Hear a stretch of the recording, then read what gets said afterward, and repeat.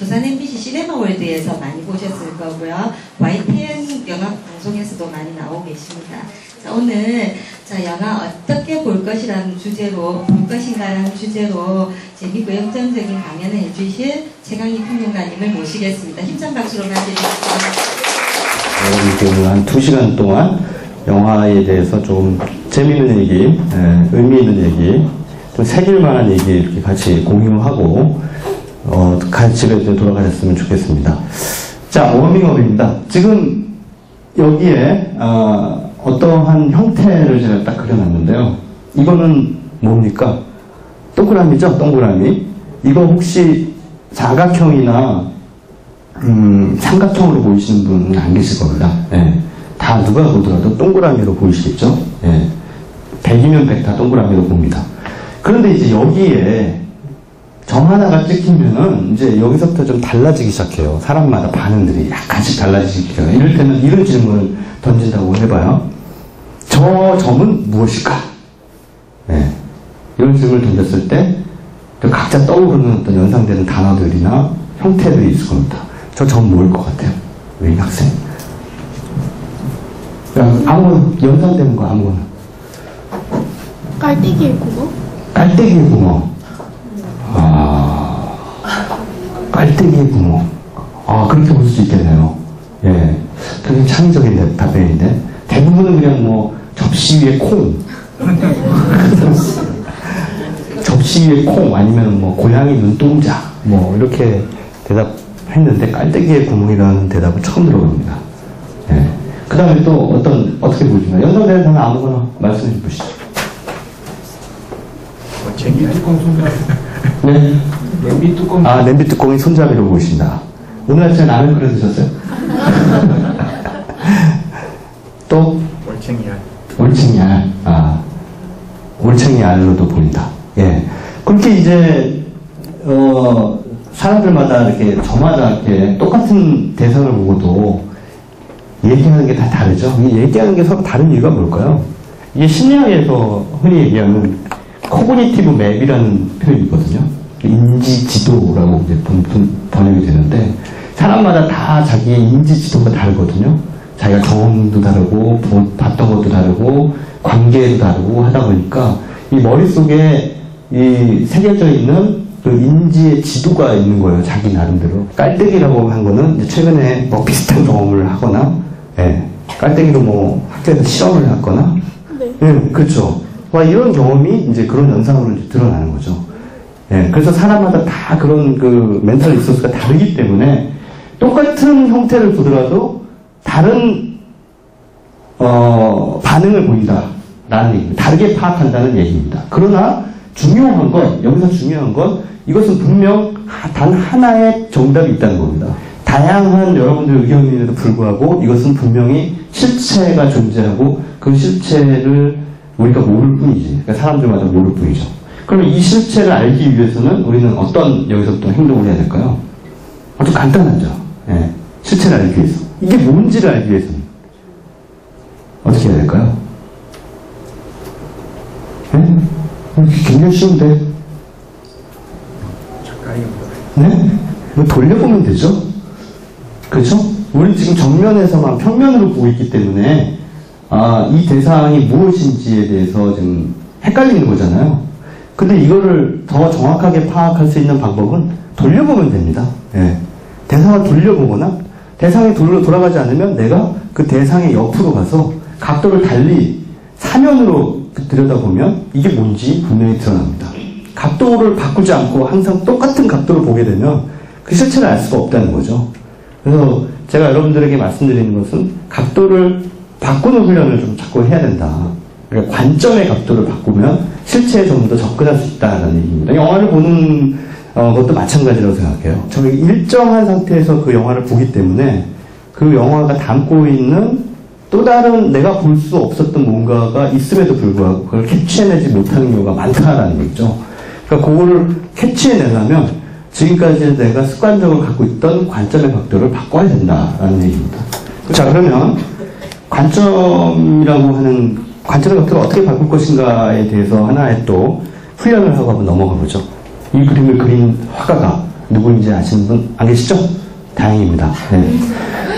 아시면은 안 돼요. 자, 그러면은, 자, 이 그림을 보시고 연상되는 느낌을 한번, 그러니까 머릿속에 이렇게 떠오르는 단어, 예, 느낌, 이걸 한번 말씀을 해주시죠. 아까 원을 보면서 말씀하셨다시피, 여러 가지 느낌이 드실 거예요.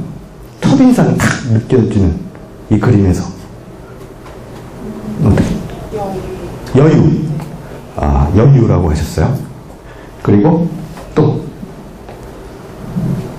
약간 여백이 좀 있으니까, 그죠? 어떤 이런 여백들이 뭔가 여유로운 그런 것들을 준다. 라고 이제 보셨고요.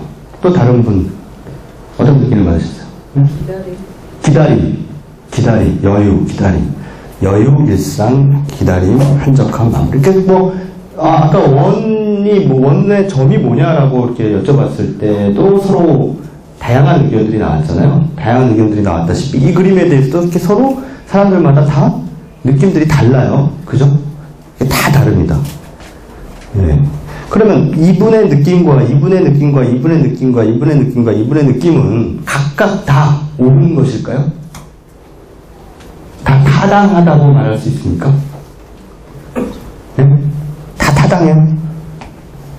응? 그렇게 볼 수 있지? 타당해. 그렇게 볼 수 있지? 타당해. 그렇게 볼 수 있지? 타당해. 다. 왜 다 옳아요? 뭔가 더 실체에 가깝게 다가간 느낌이 있을 거 아니에요. 무슨 얘기냐면 이 그림을 그린 사람이 보여주려고 했던 감성이 있었을 거 아니에요. 이 그림을 보는 사람한테. 그죠? 그러면 보여주려 하는 감성을 캡치를 해낸 사람이 이 텍스트, 이 그림이라고 하는 텍스트에 가깝게 다가간 거죠. 그렇잖아요. 그렇게 볼 수 있잖아요. 그렇게 우리는 얘기할 수 있잖아요. 모든 느낌과 모든 감성과 여러분들의 생각이 다 옳다라고 얘기하면 이 세상에 틀린 게 어딨어? 예? 틀린 게 없죠. 다 맞는 거예요. 다양한 의견을 다 존중해야 된다라는 얘기는 발언할 기회를 주자라는 얘기지 너의 말이 옳다라는 얘기가 아니라는 거죠. 그렇다면 토론이 불가능해요. 토론이라고 할 필요가 없어. 그죠? 다 옳은데 무슨 토론이 필요해요? 그죠? 그 중에 누가 더 옳은지에 대해서 논의하고 그것들을 모두어내는 과정이 토론이잖아요. 이 그림을 누가 그렸는지 살펴봐야 됩니다. 네. 누가 그렸고 언제 그려졌고 이 그림을 그렸을 때 당시에 작가가 처해 있었던 처지나 그가 살았던 시대의 분위기는 무엇이었는지 이런 정보들을 우리가 알고 있어야 돼요. 네. 그런 정보들을 알지 못하면은 그 실체에 좀 더 접근할 수가 없겠죠. 에드워드 호퍼라고 하는 미국 화가가 1942년에 만든 그림 나이트 혹스라고 하는 그림입니다. 자, 이런 힌트를 드렸으니까 이제 조금 이 그림의 실체에 다가가실 수 있을 것 같습니다. 에드워드 호퍼가 이 그림을 그렸을 당시에 1942년은 미국이 어떠한 시대를 통과하고 있었나요? 굉장히 중요한 사건이 있었죠. 첫째, 2차 세계대전. 둘째, 대공황. 네. 그 두 개는 굉장히 네거티브한 사건이었습니다. 네. 에드워드 호퍼는 2차 세계대전과 대공황의 사이에 끼어있는 미국사의 한 단면을 화폭에다가 툭 잡아내고 있는 겁니다. 이 괴테의 이 말을 방금 여러분들이 보신 에드워드 호퍼의 나이트 혹스라는 그림을 그린 에드워드 호퍼가 항상 품 안에 이렇게 끼고 다녔다고 해요. 네, 괴테의 이 말을 내로내들까지 응시하라. 뭔가를 볼 수 있다고 믿어라. 기다릴 줄 알게 된다면 대상은 우리의 의식 속으로 침식해 들어와 색과 느낌으로 만져질 수 있는 어떤 의미로 화할 것이다. 라는 그 얘기를 괴테가 했습니다. 근데 여기서 응시라고 하는 것은 이를테면 에드워드 호퍼가 그림을 그릴 때 사용했던 방법론입니다. 이렇게 어떤 풍경을 계속 뚫어지게 쳐다보는 거예요. 뚫어지게. 하나의 풍경을. 네. 1시간이고 2시간이고 반나절이고 계속 쳐다보고 있으면 그게 여러분들 여기 밖에 보이는 그 다대포 해수욕장도 어느 날 그냥 마음 먹고 한 1시간 뚫어지게 쳐다보고 보세요. 그러면 뭔가 달라 보일 거거든요. 네. 그 다대포 해수욕장이 항상 보던 그 풍경도 뭔가 다른 느낌으로 이렇게 싹 다가올 때가 있을 겁니다. 그 순간의 감성을 딱 포착해가지고 그림 안에다가 그대로 모사하는 게 아니라 바로 자기가 그때 그 체득했던 느낌을 그림에다가 얻는 거죠. 이 의미라는 말 우리가 흔히 이제 영어 단어로 쓸 때 의미하면은 보통 어떤 단어를 쓰나요? meaning이라는 말을 쓰죠. meaning. 영어 단어가 significance라는 단어를 썼어요. 네, significance. 이게 뭐 나름대로 뭐 유사어이긴 하지만 어감이 살짝 달라요. meaning하고 significance하고. 이 meaning은 우리가 야, 그건 말할 필요가 없어. 의미가 없어. 할 때 이제 meaningless라는 말을 쓰잖아요. 네. 그러니까 즉 이거는 value라는 뜻이기도 합니다. value. 가치. 네. 굳이 meaning이 아니라 significance를 쓴 건데 significance가 뭔가요? 이게 정확하게. 지금 이 동사어 알죠? 동사어. 네? 알아요? 이게 signify잖아요. 이 signify는 뭐뭐를 상징하다 라는 뜻으로도 해석이 됩니다. 예. 즉 심벌. 그러니까 여기서 말하는 것은 뭐냐면 그 말이 그 대상이 내게 보이는 응시의 결과물이 무엇을 상징하고 있느냐. 예. 상징이라는 것은 뭡니까? 반드시 상징의 대상이 있어야 되죠. 예. 상징의 대상이 있어야 돼요. 그러니까 그것이 무엇을 상징하는 것이냐. 우리 현실 속에서. 분명히 현실 속에 어떠한 구체적인 객체가 있고 이것을 예술작품을 통해서 상징하는 것인데 그게 바로 significance라는 얘기죠. 예. 그렇다면 이 상징을 알려면 이게 무엇을 반영하고 있는 것인지를 알아야 되잖아요. 그 감독이 보고 있던 현실이 뭐냐, 그가 천착하려고 하는 구체성이 뭐냐, 그리고 그것이 어떤 방식으로 상징화됐느냐, 이거를 이제 따져야 된다는 거죠. significance. 그것이 어떠한 영화가 어떠한 구체적인 현실을 어떤 방식으로 상징화하느냐라고 하는 것을 이제 우리가 캐치해내는 게 굉장히 중요하다라는 얘기입니다. 예. 우리가 영화를 보고 나왔을 때 아마 많은 분들이 한 100명의 98명 정도는 그 영화에 대해서 하시는 일성이, 제 첫 번째 감상이 바로 이걸 겁니다. 재미있다, 재미없다. 그죠? 재미있다, 재미없다. 그래서 사람들이 나 어떤 영화 봤어? 그러면 항상 물어보는 질문이 재미있냐?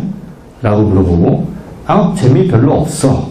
이렇게 대답을 하거나 아니면 되게 재미있어. 이렇게 대답을 하게 마련입니다. 근데 뭐 기왕 우리가 영화를 보는데 그것도 영화도 일종의 예술작품이라고 한다면 뭔가 얻어가야 되잖아요. 그걸 통해서 자기가 성장해야 되잖아요. 성장한다는 건 뭡니까? 아까 처음에도 얘기했다시피 세상을 바라보는 인식 영역의 폭이 확장된다는 거잖아요.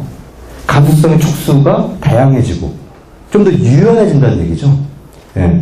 외부 세계의 정보들을 받아들이는 우리의 이 습관, 그러니까 이 인식하는 방법이 좀 유연해지고 개방적이 되고, 예. 그러면서 점점 더 훨씬 더 많은 유효한 정보들을 받아들여서 내 스스로 조금 그런 예술적 감수성이나 문화적 감수성이 좀 풍만한, 좀 풍족한 그런 사람으로 커나가기 위해서 영화 보는 거 아니에요? 아까 전부터 그렇기 때문에 영화 보신다고 말씀하셨잖아요.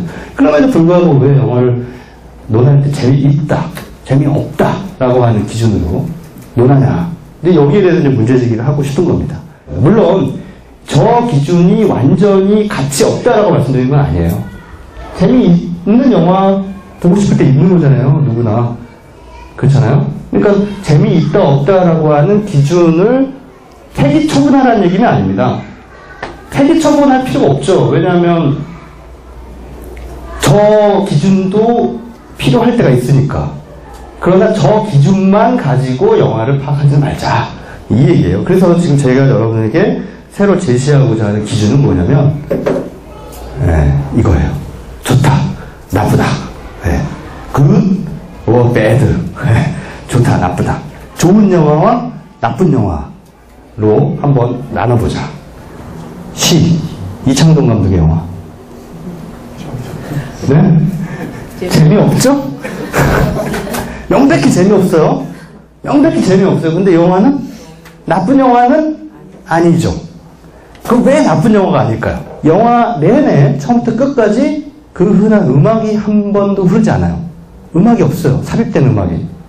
이창동 감독한테 물어봤어요. 왜 음악을 안 넣습니까?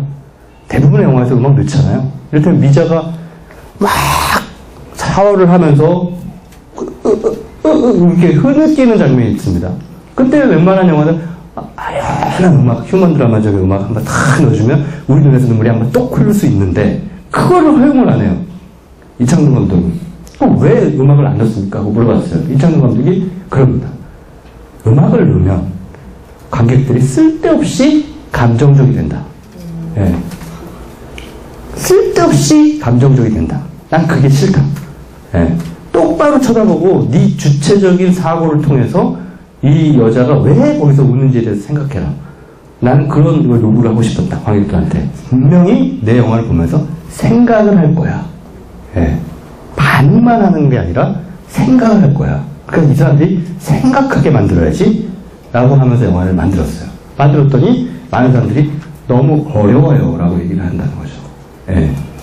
너무 어렵다. 그것은 생각하지 않기 때문에. 그러니까 생각하지 않기 때문에 생각이 없는 게 아니고 원래부터 생각이 없었던 게 아니라 영화가 계속 여러분들 하여금 반응만 하고 생각할 여지를 주지 않는 그런 작품들이 계속 쏟아지기 때문에 평소에 여러분들이 생각하는 훈련을 안 했기 때문이에요. 생각해 버릇하지 않았기 때문에 영화를 보면서 생각하게 만드는 영화는 일단은 고리타분하다, 어렵다, 지루하다 이런 평판을 빵빵 때려버리잖아요. 그러니까 내가 롤러코스터에 탄 것처럼 그냥 한 시간 반 동안 이러고 나오면 어우 왔다 이렇게 되는 거지. 네. 그러니까 그런 쪽으로 습관화가 돼버리면 이런 영화가 당연히 지루하고 어렵게 느껴질 수밖에 없다는 거죠. 좋은 영화라는 것은 뭐가 좋은 영화가 뭐가 나쁜 영화냐라고 이제 누군가가 저에게 물어본다면 저는 그렇게 생각합니다. 좋은 영화는 관객들을 인간으로 대접하는 영화다. 네.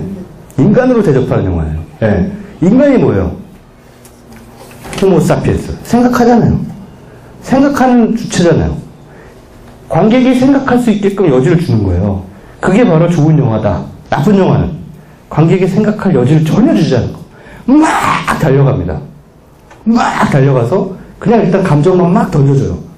그리고 자기가 펑펑 울면 감동을 받았어 라고 착각하게 되죠. 하지만 그 감동은 오래가지 않아요. 극장문을 나서는 순간 바로 증발돼 버립니다. 네. 대부분의 영화가 그런 영화죠. 반응 중심적인 관객이 사실 절대 다수라고 아까 제가 말씀드렸죠. 반응, 리액션. 네. 어떤 자극에 반응하는 거죠. 영화가 주는 이 자극에 딱 반응을 하는 그런 형식을 말하는 겁니다. 어떤 종류의 자극이 있나요? 일단 웃기는 거, 그 다음에 긴장감을 주고, 공포영화 같은 경우에는, 그 다음에 멜로 같은 경우에는 울어 눈물을 내는 거, 그게 이제 반응이죠. 그런 게 이제 주로 이제 반응입니다. 여러분들 파블로프의 개 실험 아시죠? 파블로프의 개. 파블로프가 이제 그 실험을 했는데 그 개한테 먹이를 줄 때마다 종소리를 땅땅땅땅땅땅 쳤어요. 먹이를 줄 때마다 종을 팅팅팅팅 치는데 나중에 먹이를 안 주고 종만 치니까 이 개가 먹이가 나오는 줄 알고 침을 질질 흘리더라. SR 이론, 스티뮬러스 리액션. 동일한 자극에 동일한 반응을 일으킨다. 이것이 바로 현대 흥행영화의 공식이에요. 네. 동일한 자극에 관객들은 동일한 반응을 일으킨다. 네. 그래서 아까 해운대라는 영화를 이제 다시 돌아가 보죠. 해운대라는 영화에서 어떠한 자극을 주니까 일단 세대별로 자극을 나눠놨어요. 왜? 그래야 1000만이 넘어가니까. 예, 젊은이들만 자극하면 젊은이들만 볼 거 아니에요. 그러니까 40대, 50대 이렇게 세대별로 이렇게 자극들을 나눠놨습니다. 특히 한국 영화들이 그 관객들을 대하는 태도가 바로 그렇습니다. 자극을 주자. 예. 저들에게 동일한 자극을 주면 동일한 반응이 올 것이고 그 반응은 우리에게 뭘로 올 것이냐? 돈으로 올 것이다. 네. 라는 것을 알고 있는 겁니다. 그것을 아주 굉장히 잘 아는 영화가 SR 이론에 아주 딱 들어맞는 그런 영화라고 할 수 있겠습니다. 이 영화 보고 안 울면 바보죠. 아니, 인간이 아니죠. 사람이 아니죠. 저도 울었어요. 펑펑 울었어요. 펑펑 울었는데, 이 눈에서 눈물이 나는 게 기분이 나쁜 거예요. 눈물을 흘리고 있지만 기분이 나빠. 왜? 나는 파블로프의 개 취급을 받았기 때문에. 예? 나는 인간이 아니라 개 취급을 받은 거예요, 지금. 그러니까 눈물이 이거는 어느 누구가를 갖다 놔도 이 영화를 보여주면 눈물 안 흘리는 사람이 없어요. 구성에, 그리고 그 아버지가 게다가 억울하게, 그렇게 되고, 좋습니다. 한국 사회에서, 우리나라 사회에서 지적장애인이 경찰청장 딸을 쫓아가다가 걔를 성폭행한 뒤에 살해한 혐의를 받고 사형 선고를 받아서 실제로 사형당할 확률이 현실적으로 얼마나 되는지는 모르겠습니다. 얼마나 될까요? 아마 0.0001%도 안 될 거예요. 예. 0.0001%도 안 되는 현실성 없는 이야기를 딱 던져놓고 막 자극을 가하니까 사람들이 막 운다는 거예요. 제가 뭘 하고 있습니까, 이 영화를? 비판하고 있잖아요. 예. 그러니까 우리가 반응만 하지 말고 비판을 좀 하자. 예, 그 영화에 대해서. 근데 비판을 하려면 거리를 두고 봐야 돼요. 7번 방의 선물은 우리의 현실을 타당하게 담아내고 있으니까 담아내고 있지 못하다. 예. 그리고 그 상징체계 안에서 관객들을 효율적으로 설득하고 있느냐, 즉 관객들을 생각하는 사유의 주체로 대우하면서 해석의 여지를 주고 있느냐라는 걸 따져보자는 거죠. 주고 있습니까? 개로 대접하고 있잖아요. 파블로프의 개로. 네, 자극을 계속 가하면서. 그러니까 그런 식으로 우리가 비판의 틀을 가지고 영화를 좀 다른 각도로 볼 수 있지 않을까라는 생각이 듭니다. 그 다음에 영화를 또 조금 많이들 보시는 분들, 친미안이 있고 영화를 좀 즐기시는 분들이 이제 많이 이제 구사하는 어떤 영화 흥행 그 툴이 바로 이제 플롯, 미장센, 연기입니다. 이 중에 연기에 대해서는 가장 보편적으로 많은 사람들이 평가를 하죠. 여진구 참 연기 아주 좋더라. 이런 얘기도 막 하잖아요. 뭐에 대해서 얘기하는 영화냐? 모르겠는데? 이런 식으로 이제 해보면 그런 얘기를 한단 말이죠. 그러니까 이제 연기에 대해서는 막 그 평가를, 그러니까 우리가 솔직히 영화, 물론 연기도 굉장히 영화에서 우리가 그 영화를 즐기는 요소 가운데 아주 중요한 요인 가운데 하나인데, 중요한 것은 연기라는 것은 그 영화의 주제의식에 종속된다는 거죠. 주제의식이 있은 뒤에 그것을 더 효과적으로 드러내주는 배우의 퍼포먼스에 대해서 우리가 논하는 거죠. 예. 그런데 이 주제의식에 대해서는 아무것도 이해를 못한 상태에서 그냥 연기를 잘했다라고 하는 것은 주객이 전도된 거죠. 어떻게 보면. 그래서 어찌됐든 연기에 대해서 많이 얘기를 하고요. 조금 이를테면 평론하는 사람들이, 저처럼 직업적으로 평론하는 사람들이 이제 그런 말을 많이 합니다. 이 영화는 플롯은 엉성한데 미장센은 훌륭하다. 다 아시죠? 플롯이 뭔지. 예. 그냥 영화의 줄거리예요. 예. 미장센은 시각적인 장치. 예. 그러니까 비주얼적인 거. 그런 것들은 이제 미장센이라고 하죠. 그래서 이제 이런 얘기도 많이 하는데, 이건 사실은 그 영화가 자체가 가지고 있는 이 내적 논리죠. 그러니까 영화가 가지고 있는 완결성, 내부적 완결성. 그 영화가 얼마나 그 안에서, 영화 안에서 훌륭하냐, 예, 잘 짜여져 있느냐, 그 1시간 반 또는 2시간 동안 관객들을 얼마나 잘 요리하고 있느냐, 예. 그런 것들을 따질 때 사실 저런 개념들이 이제 얘기가 되는 겁니다. 논의가 되는 거예요. 그런데 이제 이런 거 얘기하는 거 좋다 이거죠. 예, 좋은데 영화가 그럼 뭘 얘기하는 건데? 라고 하는 질문은 잘 안 하더라. 예, 그래서 그런 질문들을 좀 많이 하자라는 얘기입니다. 그래서 영화가 담고 있는 의미가 뭐냐? 아까 얘기했다시피 significance, 영화가 무엇을 상징하고 있고 우리 현실에 대해서 어떻게 은유하고 있느냐. 예, 그 은유와 상징을 통해서 관객들에게 어떠한 메시지를 전달해 주려고 하느냐. 그리고 그 영화가 전달해 주는 메시지는 어떤 태도를 가지고 있느냐. 이 태도는 크게 두 가지로 나눌 수 있겠습니다. 영화가 인식하고 있는 현실, 그러니까 현실 인식의 태도. 또 하나는 영화가 관객들을 어떻게 대우하고 있느냐라고 하는 그 태도. 이게 두 가지로 나눌 수 있겠어요. 영화가 우리의 현실을 적절한 태도로 담고 있다. 영화가 관객들을 사유하는 주체로 대우하고 있다. 예. 아니면 영화가 우리 현실을 제대로 반영하지 못하고 있다. 영화가 관객들을 파블로프의 개로 대우하고 있다. 뭐 이런 식으로 얘기를 할 수가 있겠죠. 그게 다 태도라고 하는 범주에서 영화를 평가할 수 있는 기준이라고 할 수 있겠습니다. 의형제, 포화 속으로 최근에 개봉한 두 편의 영화입니다. 자, 이 두 편의 영화는 소재가 유사하죠.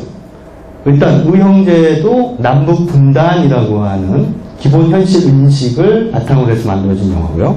포화 속으로도 마찬가지입니다. 남북 분단이라고 하는 현실 인식을 바탕으로 해서 만들어진 영화입니다. 그러나 이 두 영화의 메시지와 태도는 사뭇 다릅니다.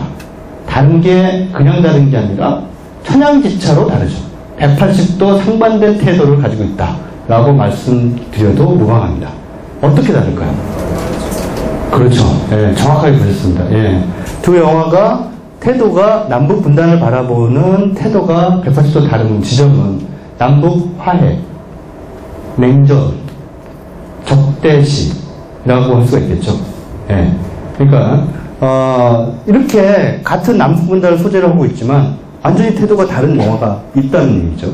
그랬을 때 우리가 영화를 보면서 야, 이 영화의 태도는 타당하다, 타당하지 못하다라고 하는 판단을 할 수 있겠죠. 그 판단을 하려면 그 영화가 어떤 태도를 가지고 있느냐를 먼저 알고 있어야 된다는 거예요. 높으신 위치에 계신 분들이라든가 좀 나이 지긋하신 어르신들이라든가 이 입장에서 본다면 굉장히 불량하고 불온한 영화예요. 네. 훌륭한 영화죠. 그분들에게. 그러나 반대의 시각을 가진 분들, 예, 반대의 시각을 가진 분들이 봤을 때는 이 영화가 시대에 걸맞는 영화라고 보겠죠. 그렇게 각자의 가지고 있는 그 세계관에 따라서 서로 완전히 다르게 보인다는 얘기죠. 근데 문제는 뭐냐면은, 그런 이 영화의 태도에 대해서 논하지 않게 된다면 이 포화 속으로 또 그냥 아까 얘기했던 재미있다, 없다, 혹은 배우의 연기라든가, 혹은 뭐 반응 위주, 반응 중심적인 그런 태도, 그런 그 관객의 관점에서 본다면 즉 그 영화의 태도가 합당하냐 하지 않느냐를 논할 수 없다는 얘기죠. 네. 그 자체를 논하기가 힘들다는 얘기예요. 네.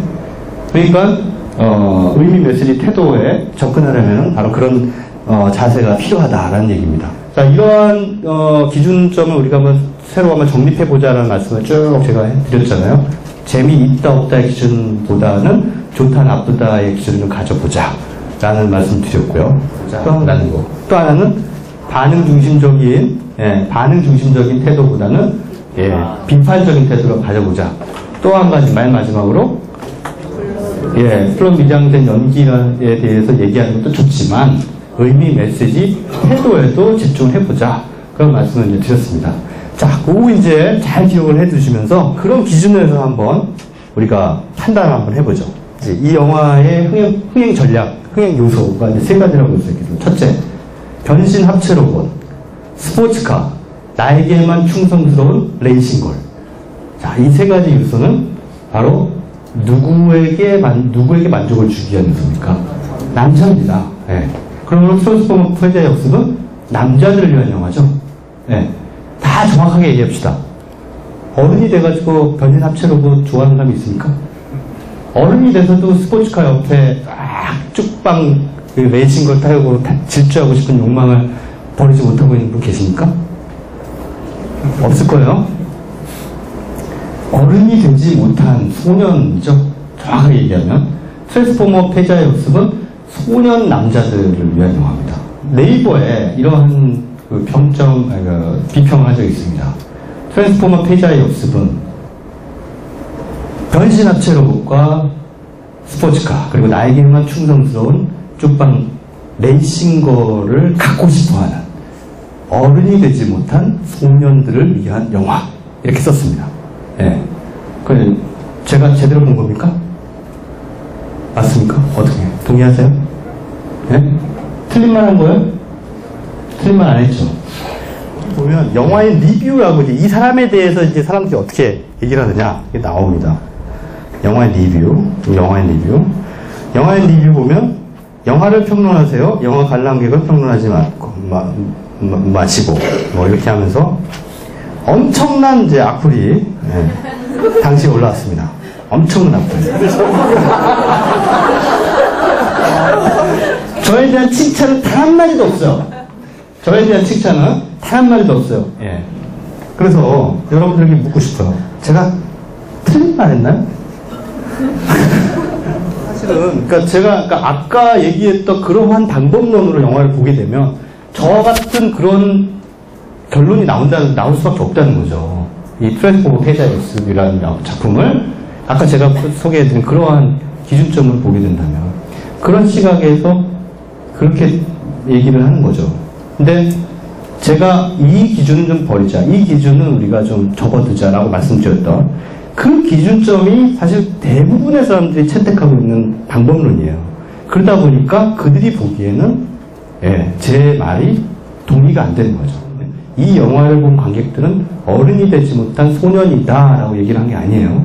독해력이 좀 부족하죠. 어른이 되지 못한 소년들을 위한 영화라고 했지, 이 영화는 어른이 되지 못한 소년들을 이 관객이다라고 얘기를 안 했거든요. 근데 자기가 집에, 아니 이런 평론가 지가 뭐라고, 내가 어른이 되지 못한 소년이라고? 이러면서 그냥 발끈하는 거죠. 어른이 못 된 거죠. 그러니까 그것 자체로도. 근데 그러면 남자만 그러냐? 남자만 그런 퇴행적 욕망을 가지고 있느냐? 그리고 남자들의 퇴행적 욕망에만 영화가 부응하느냐? 결국 그렇지 않죠. 여자들의 퇴행적 욕망도 영화의 굉장히 중요한 돈벌이에요. 트와일라이트 시리즈가 대표적이죠. 인간소녀 벨라, 밀당의 천재죠? 밀당의 천재. 늑대 인간 제이콥, 뱀파이어 에드워드 사이에서 밀고 당기면서 둘 다 놔주지 않고 사랑의 줄다리기 얘기를 하면서 두 사람 모두에게 다 건질 거 다 건지는. 그러면서 남자들의 치명적인 매력의 양면적 속성을 다 갖추고 있는, 한 사람은 차가운 훈남, 한 사람은 야성적인 매력남. 이 에드워드가 갖추고 있지 못한 거를 이 제이콥이 가지고 있고, 제이콥이 가지고 있지 못한 거를 에드워드가 가지고 있죠. 그래서 둘 다 놓치기 싫은 거예요. 그래서 그 사이에서 밀당을 하면서 두 사람을 다 애인으로 거느리는, 말하자면 일처다후의 화신이죠. 그건 바로 정확하게 여성 판타지죠. 여성 판타지. 나를 좋아해주는 남자가 매력적이었으면 좋겠는데 하나보다는 둘이 낫다. 그걸 좀 극단화한 게 꽃보다 남자잖아요. 꽃보다 남자. 둘이 낫고 걔네들이 나를 사이에 두고 좀 싸워줬으면 좋겠다. 싸우잖아요, 둘이. 서로 날 차지하겠다고. 그러나 그 사이에 내가 나서서 나오지 마. 내가 너희들 둘을 다 사랑해줄게. 그러면서 화해를 이끈다. 이게 이제 이 트와일라이트의 중심 서사죠. 어떻게 보면. 그러니까 굉장히 퇴행적이죠. 퇴행적 아니에요? 퇴행적이라고 봅니다, 저는. 자, 오늘 이제 말씀 나눈 것들에 대한 이제, 정리입니다. 제가 오늘 말씀드린 것들을 좀 정리 요약해보면 5가지로 이제, 요약해볼 수 있을 것 같습니다. 첫째, 관점의 각도를 바꿔보자. 지금까지 가졌던 어떤 관점을 좀 새롭게 정비를 해보자. 둘째, 창작자의 생각과 의도를 가늠해보자. 도대체 무슨 얘기를 하려고 하는지에 대해서 가늠해보자. 그 다음에 세 번째, 작품의 의미를 한번 찾아보자. 작품의 의미를 해석을 해야 그거에 대한 비판도 가능합니다. 해석을 못하면 비판도 할 수 없어요. 그죠? 해석하고 비판. 그러니까 순서가 의도에 대한 이해, 그 다음에 의미에 대한 해석, 그 뒤에 비판. 이제 이 순서대로 가게 되는 거죠. 그 다음에 네 번째, 관련 정보를 활용하자. 그 영화가 가지고 있는 다른 비평, 원작, 뭐 음악 이런 것들을 좀 다양하게 접하자. 아까도 제가 뭐 라이트옥스 보여드렸다시피 정보는 다다익선입니다. 많은 정보를 알고 있을수록 그 영화에 대해서 좀 더 풍성하게 감상하실 수 있는 거겠죠. 그 다음에 마지막으로 가장 중요한 겁니다. 영화를 보고 나서 그냥 훅 잊고 지내지 말고 그 영화에 대한 느낌을 표현해보자. 근데 표현하는 것도 예 그냥 헐 쩐다 대박 이 세 마디 재미있다 없다 이런 정도로 표현하지 말고 좀 문장을 만들어서 예 문장을 만들어서 표현해보자. 예, 그런 의미입니다. 그러니까 글로 써보는 게 가장 좋죠. 인문학이라는 게 뭡니까? 결국 인문학이라는 게 표현하는 거거든요. 예, 자신의 생각을 표현하는 것이 인문학이에요. 그러니까 어떻게 표현할 것인가? 영화를 봤을 때 그냥 느끼고 말 것인가? 그거는 여러분들 영화 인문학 강의를 들을 필요가 없다는 거죠. 영화를 감상한 뒤에 그거를 표현한다. 표현하는데 인문적 방식으로 표현한다. 인문적 방식이라는 게 뭐냐? 문장으로 표현한다. 감탄사가 아니라. 예.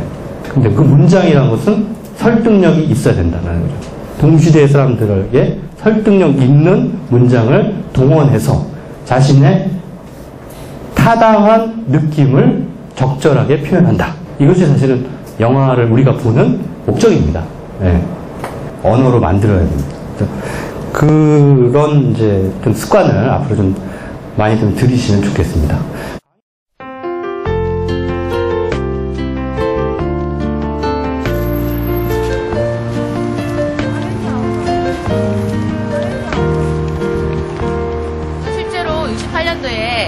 시네마테크가 프랑스 정부 산하로 들어가려고 하자 이제 그런 영화인들이 굉장히 크게 반대를 했었어요. 실제로 이 시네마테크 같은 경우에도 영화의 전당, 그러니까 거의 부산시 안으로 들어간 거나 다름없죠. 그런 형태가 되려고 하자 굉장히 많은 회원들이 이제 토론도 하고 뭐 반대 운동도 하고 했지만 결국은 들어갔습니다. 그냥.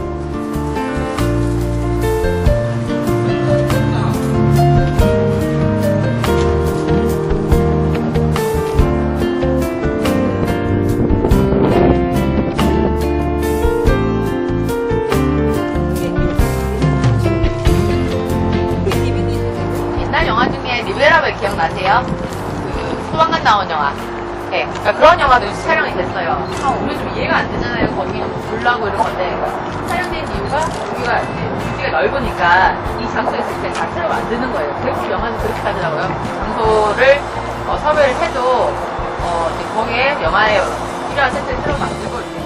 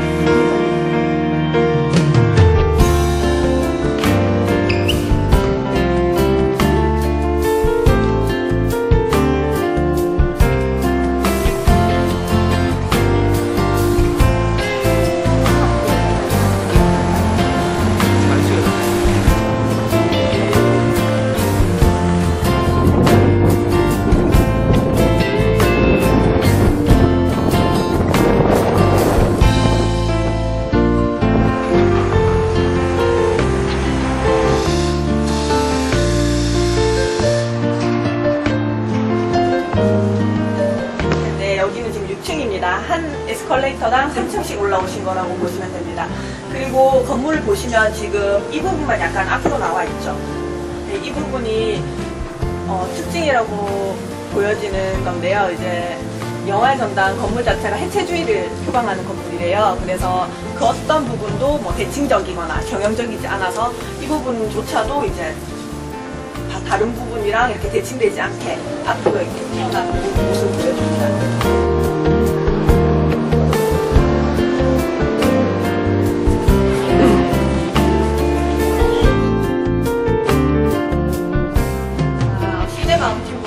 조금 낮은 개념이죠, 힐이. 여기는 1층에서 4층까지 있고요. 지하 1층의 경우에는 우리가 아까 오전에 봤던 시네마테크에 있던 자료들이 주로 아래에 저장되어 있습니다. 옛날 필름 영화나 그런 것들이 주로 있고요.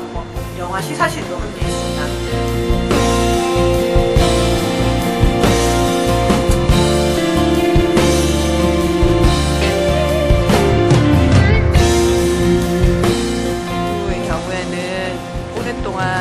영화의 역사가 담긴 곳이라서 불러봤다면 해운대 같은 경우에는 지금 현재 부산 영화를 볼 수 있는 곳이기 때문에 이쪽으로 아무래도 장소를 모시고 했고요.